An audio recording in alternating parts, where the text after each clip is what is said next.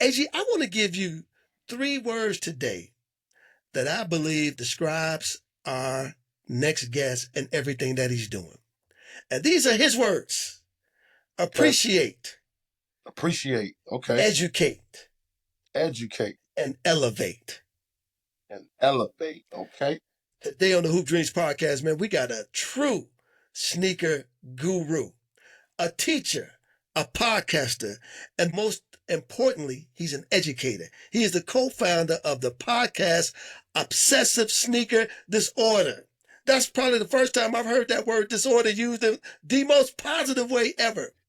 And he has a nonprofit that I think is doing amazing things called SOLEcial Studies. And you spell that SOLE, Social Studies, America's first sneaker business and culture academy. Man, we'd like to welcome to the show a Brooklyn native, Mr. Sean Williams.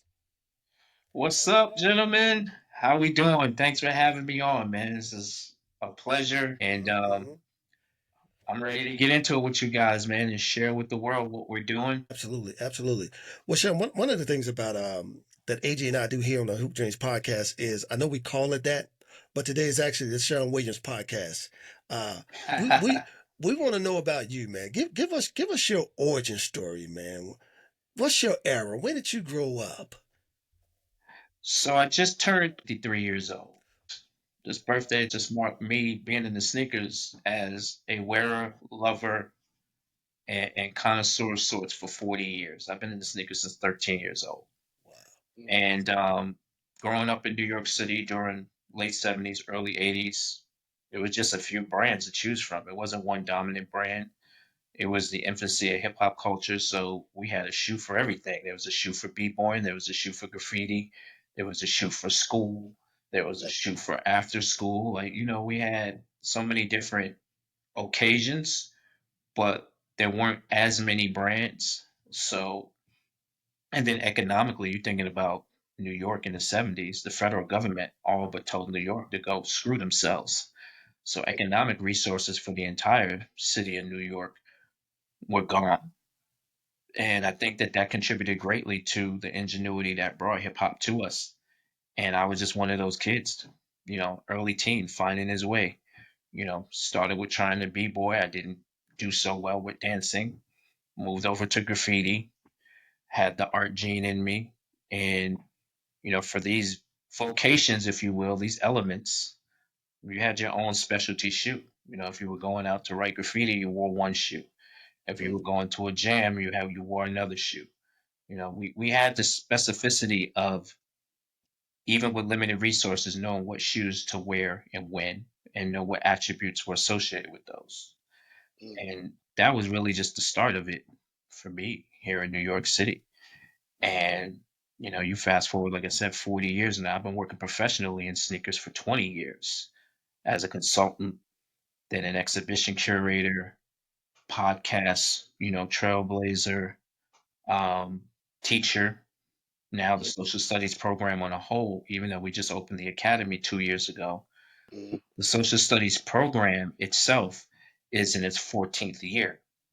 We've taught almost 4,000 people over 14 years. That is crazy. Wow. That is crazy. You know what I find so amazing, man, about everything that you're saying? Give us a little detail though, because see, you said something I thought that's so amazing. There was a sneaker for everything. Because see, in the Midwest, when we were growing up, we didn't have like a sneaker for everything. We saw people doing that. Like you had a church shoe, you had a playground shoe. And typically, your playground shoe was your shoe from last year because you just got a new pair of shoes, to kind of go to school. But I think New York has always had a culture that exemplify that on a whole nother level. Like, as much as people don't like to give New York credit for this, but it wasn't to movies like Beach Street, Breaking in a sense, where we kind of understood. Style Wars. Yeah, when we begin to understand a little bit of New York style and culture. Talk to us a little bit about that as you were growing up and you were seeing those kinds of things. Fresh Groove, baby. Fresh Groove, yeah, there's a little bit of that in there. I mean, that's a pivotal movie too because of where it sort of a flashpoint for where sneakers changed thanks to Run DMC. But when you think about those late 70s and early 80s, again, unless you lived here in New York, you really weren't in a full understanding of how economically challenged these 4 to 5 million people in the five boroughs were economically. And when you have hip hop coming from and being established by under resourced Black and Latin youth who are using all this ingenuity through dance and through music and through art, and you're still economically limited in your resources, you had to use all the ingenuity in the world to make sure you live by the rules of staying fresh and not biting, right? Mm. Yep. No biting was everybody woke up and lived by that.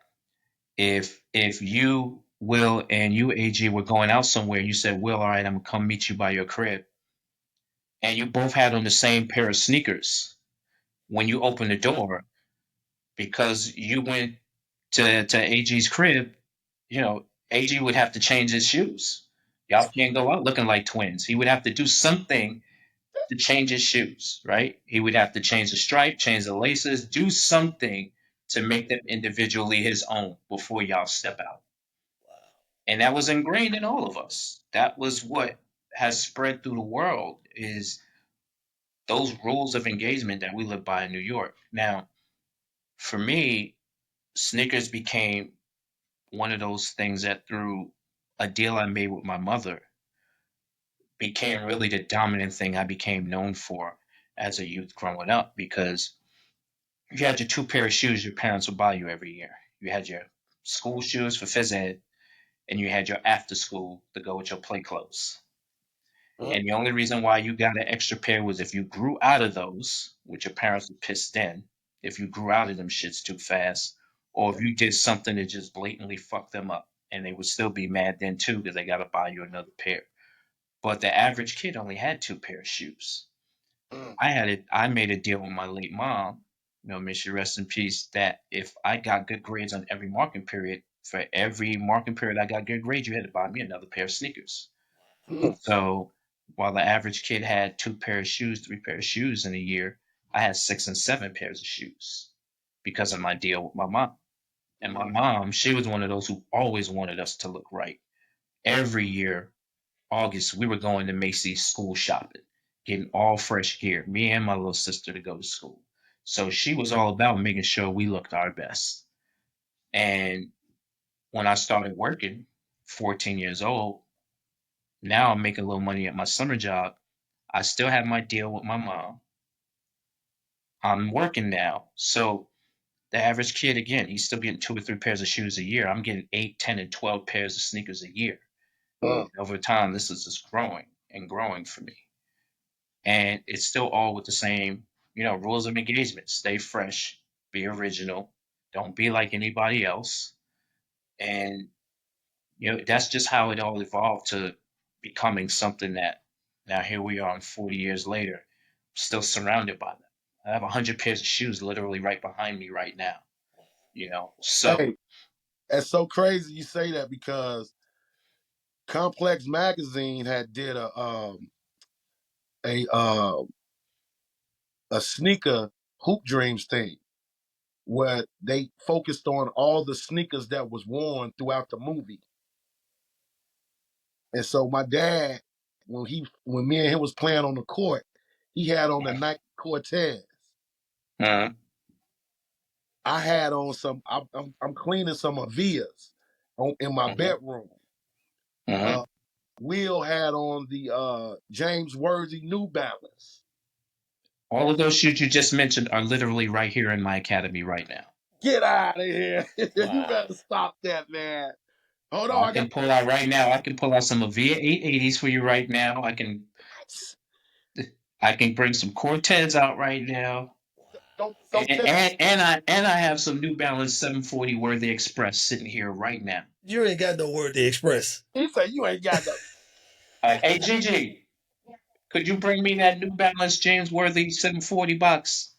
What about Spud Webb Pony City Wing? I got the Daryl Dawkins right here behind me instead. That is crazy. Let me ask you this, Sean, because everybody needs a level of inspiration, man. Who did you see? I mean, I know like, I do believe there's a level, it's in you. But who Um, did you see?